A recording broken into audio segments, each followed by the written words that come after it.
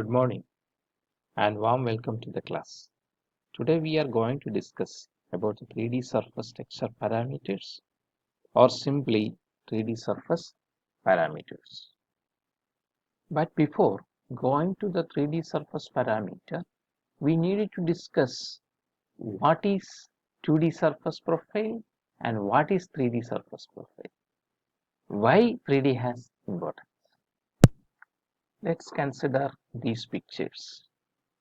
Picture A is a 3D ground surface texture. Picture B is a 3D planed surface texture, and picture C and D are corresponding 2D surface profiles. So the 2D ground surface profile is obtained by taking this section. So this section we have measured the surface roughness and it has been presented as a 2D image like this. So let's consider if we are taking this section, what will be the result? And if we are considering another section like this, what will be the result?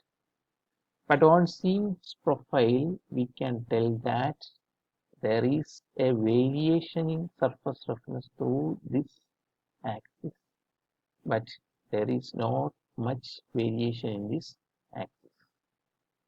So we can tell that whatever may be the sections, maybe like this section or this section or this section, the surface roughness profile will be almost like this.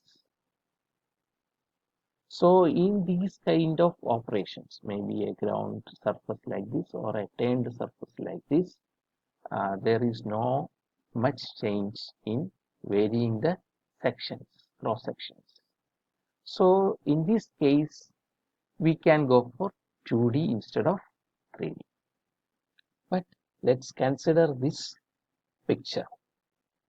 This is also an image of a surface texture, but we can see that the surface texture has changing in this axis. This is the x-axis, and it is also changing in this axis also, that is the y-axis. So in x-axis and y-axis we have got a variation in profile, and the variation in height we are recording, and this height axis is the z-axis.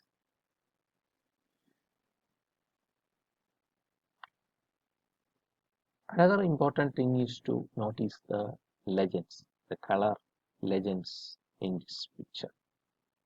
See, this dark blue is used for noting the deepest portions, and the dark red is used for showing the highest portions. Another important thing to notice is mean line. This is a 2D, this one is a 2D surface profile. So this one is the mean line, this is the mean line. So the significance of the mean line we have already discussed in our first PPT. So instead of a mean line for surface, we have got a mean surface. So this light blue colored surface which is shown here is the mean surface, and based on the mean surface we are doing the calculations or analysis of the surface roughness. This is another example of a 3D surface profile. So this is the specimen on this surface, and over this surface we are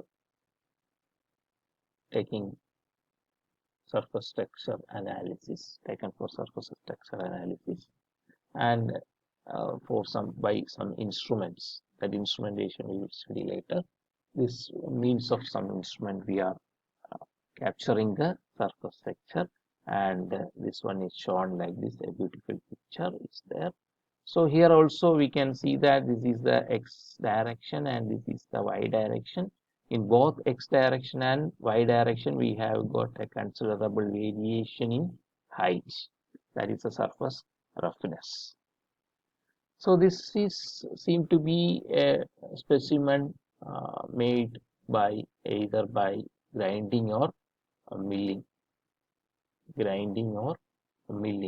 So these kind of surfaces have variation in both in x direction and y direction. So in these type of specimens, we have to go for 3D surface analysis. Next is a new term, that is areal parameter. So areal parameter is defined as those parameters obtained from an area of surface rather than a line profile. Line profile is nothing but our 2D profile. So this aerial profile is nothing but that is the 3D paraprofile. The parameters associated with a 3D profile is known as the 3D parameters or otherwise aerial parameters. Next, we have to study about various surface texture parameters. So these surface texture parameters are associated with both 2D and 3D surfaces, otherwise surface profiles, 3D or 2D profiles.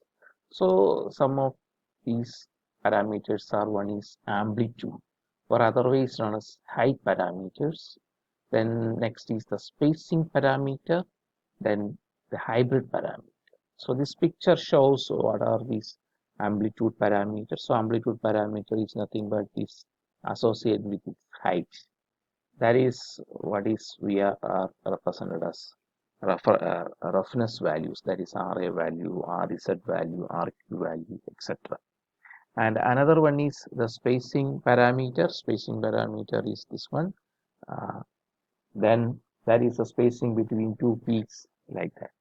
Then another one is, this one is the slope of a peak or slope of a valley. And this slope parameter is otherwise known as the hybrid parameter. So here we are discussing the importance of the surface texture parameters in the function of the parts. So first we will consider the amplitude parameter. So it is the most relevant for functional behavior, that is in contact. So whenever we are considering two parts in contact, so this amplitude parameter has got maximum importance. Then second is the spacing. So spacing is useful in metallurgy and material science, and that is relevant to the grain boundaries, etc. And the final one, the hybrid parameter. So hybrid parameter is important in functional behavior of surfaces in friction and wear situations. Now we will consider the parameters associated with a 3D surface, 3D profile. So that parameters are otherwise known as aerial parameters. So we have identified important 5 aerial parameters.